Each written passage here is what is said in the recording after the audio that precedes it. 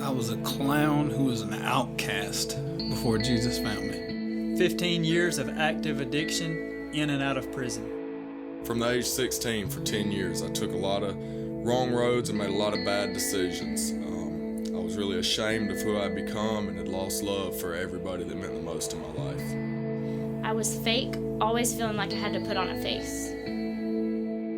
I grew desensitized to church. I was doubtful. I was chasing counterfeit gods in my life. At the Fort Church, God has given me so many opportunities to use the gifts that He's given me. With being a deacon, with helping with the deacons, with helping with the children. I went from a life on the streets, serving myself and my selfish needs, to just coming in and actually being on staff at the Fort Church, serving you guys and just loving on God and loving people. So I first started coming to the Fort Church about a year ago.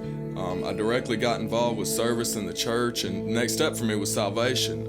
That's when my life really turned around, and I was really able to just be redeemed from my past and start a new life. About a year ago, my son, my husband, and I decided to start looking for a new church. We were tired of just feeling bogged down and never learning anything that we needed to. So we decided to try the Fort, and we immediately fell in love with the atmosphere and feeling that we could be ourselves. When I came to the Fort, I just knew there was something different, like my family that I could be real with.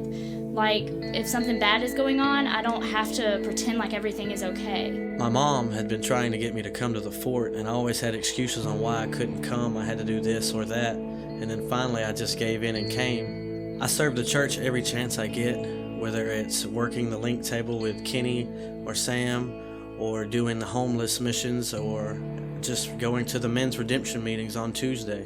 I attended a church for many years that I was very comfortable in, but could clearly feel God calling my family to be a part of the initial setup team for the Fort Church. Was very doubtful in the beginning, but could feel deep down inside that God had bigger plans for me and my family.